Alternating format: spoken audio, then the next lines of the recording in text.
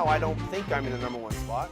I think probably Harrison's ahead of me just for body of work, but I feel that I'm in a position in my career that I'm ready to make this step to come work here. Teddy, do you think you've done enough to win this competition?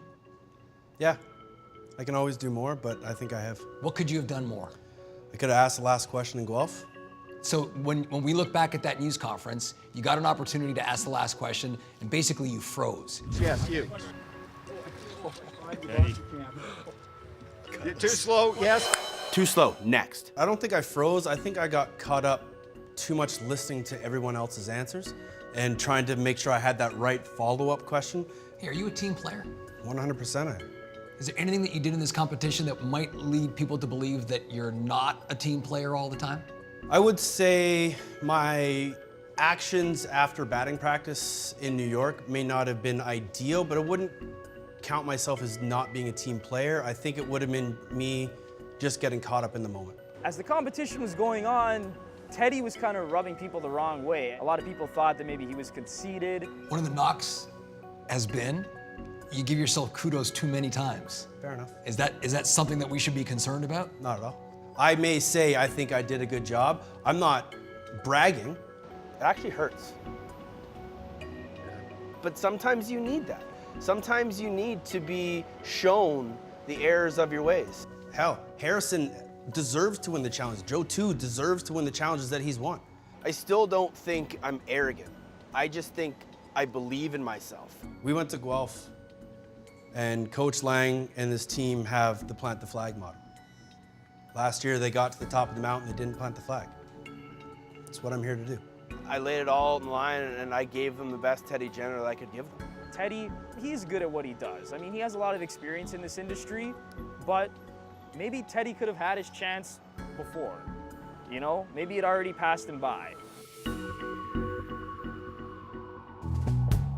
Walking up, I was really excited to plead my case that one final time where I could just tell the judges why I deserve to be Canada's next sportscaster. Anthony, at any point were you overwhelmed in this competition? Is that a bit of a negative when you come in here and talk about your experience, given how limited it has been? You said you made a couple of mistakes along the way that you wish you could change. What were they? I was like, whoa, Sansoni, what's going on here? Take it easy. We're both Italian. I thought we were friends. I would say the first assignment, I made a factual error.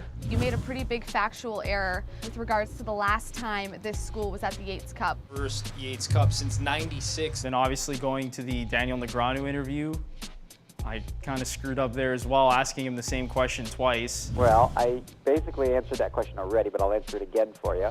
What was your learning from that, and how would you apply it to being a Gillette spokesperson? I mean, it's just my confidence and my perseverance, hard work, just keep going. Don't let anything distract you and get in the way of what you truly want. When you came out to try out as a 19-year-old, you look back and thought, oh, you know what? In hindsight, I was too young. 2 years from now, will you look back at this experience and say, I was a little too young still, not quite ready? Absolutely not. I understood. He's the boss. He's the one that really wants to get into our heads and know what we're thinking, because at the end of the day, he's gonna make the final decision. Greg, I watched actually season 3 of Gillette Draft, and there's one thing you said that keeps sticking in my head. You said the 4 attributes to being a great sportscaster. You have to be entertaining, informative, confident, and relatable to the audience. I think when you look at me, you can put a check mark next to all 4 of those things. And I might not be completely polished at this point, but if I win this competition, I'm gonna do whatever it takes to get to that level, to where I want to be. The sky's the limit.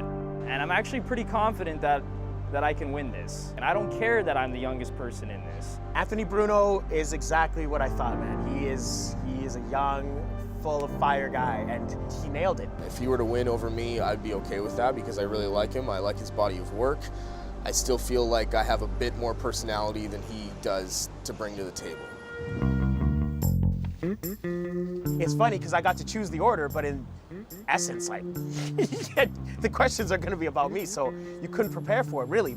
Joseph, looking back, is there one thing that stood out to you that you could have done better in this competition?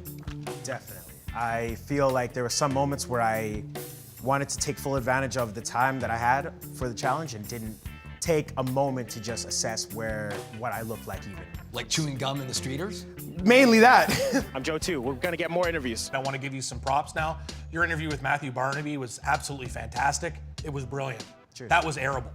But would you agree that some of the broadcasting stuff you need to work on? And if so, how do you plan to improve that? Because the breaking news was probably the low point for you. Now, obviously, this is terrible news. Yeah, no doubt. Cooperstown was tough for me. So if you want more analysis and what it means for the Yankees. You know, how do you, in those challenging situations, muster the confidence you need to perform?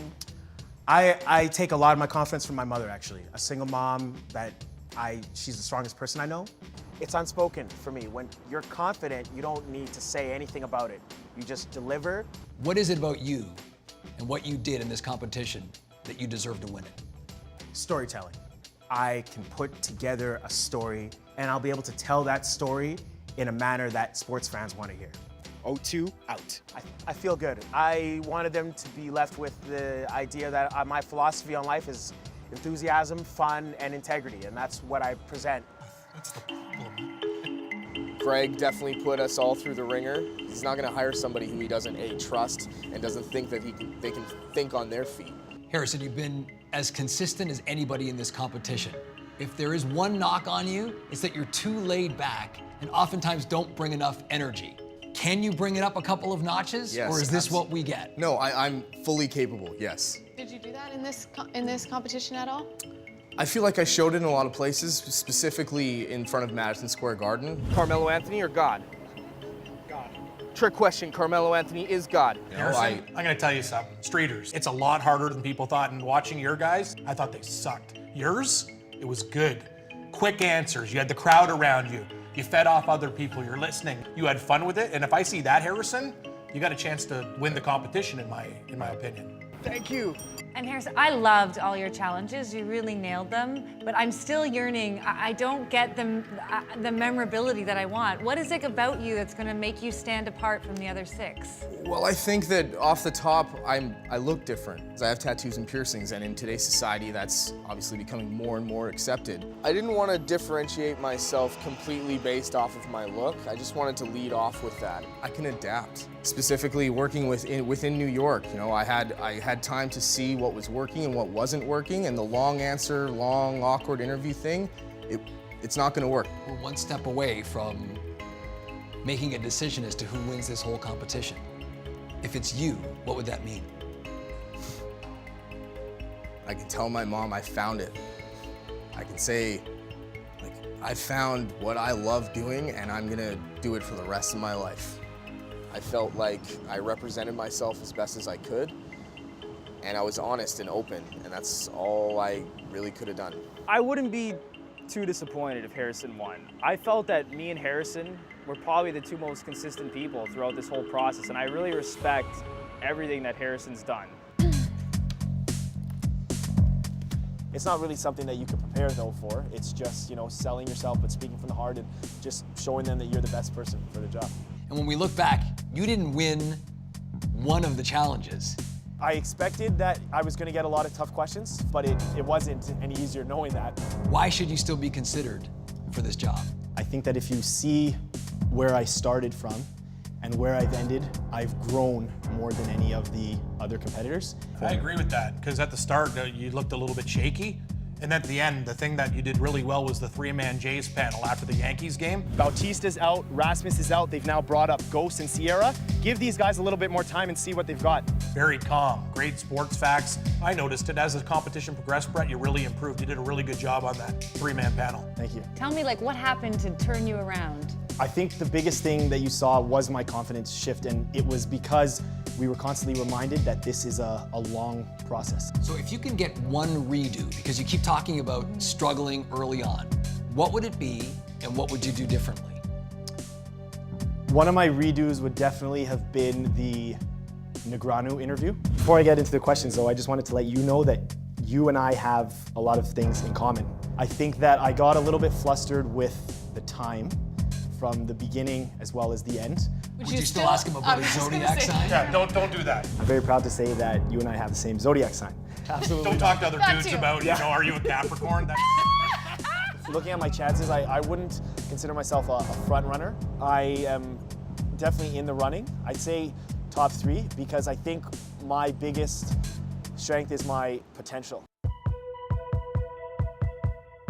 It was one of those, like, I'm down by 30, I'm in the second string, I'm going in, but I'm gonna push till the end. I'm gonna put my best foot forward all the way to the end. So that was my goal at the final assignment. Looking back at how you did in each individual challenge, would you say that you're still one of the front runners in this competition? Being perfectly honest, Yes. no, definitely not. I think that's what I do best is just talk. You know, when I'm not on. I definitely didn't do as well as I would have liked to. I feel that I was, you know, a line away or a move away or remembering a microphone away from like being more competitive, I would say. Because that seemed to really rattle you. Good afternoon, I'm Andrew Corey. You know, I tried to get through it, and I did get through it. I'm Andrew Corey reporting live from Cooperstown, New York with a breaking news update. Sometimes not everything's gonna go perfect. You gotta get that train back on the tracks. For sure. Well, listen, we appreciate your honesty, so I'm going to ask you this. Sure. Should we not even consider you for this job? No, you should consider me. You know, I made mistakes. We all made mistakes. I go back to New York a lot, the Streeters. It's Citi Field. You're not too much into baseball. I'm not too much into baseball. So why don't we just flip the switch on everybody? Let's talk ball. I don't want to make excuses, but you know when there's combining factors of, you know, going first, the heat, the location, Citi Field is empty, having trouble finding somebody, you know. Andrew, you're making excuses. No, I know. So I shouldn't. I won't make any excuses then. Andrew, you know I Yeah, fought for you, right? absolutely. And you know, part of me is like, I'm not sure you really did maximize every opportunity. Right. I wasn't anticipating like the entire interview being like a full-on grill session. Like I felt like a panini in there. I don't think you should write me off. I think there's a reason that I'm here. Our time's up. Andrew, thanks. Appreciate it. Thank you for having me. In many ways, I do feel like I let Jen down because she did fight for me and I didn't perform to my best.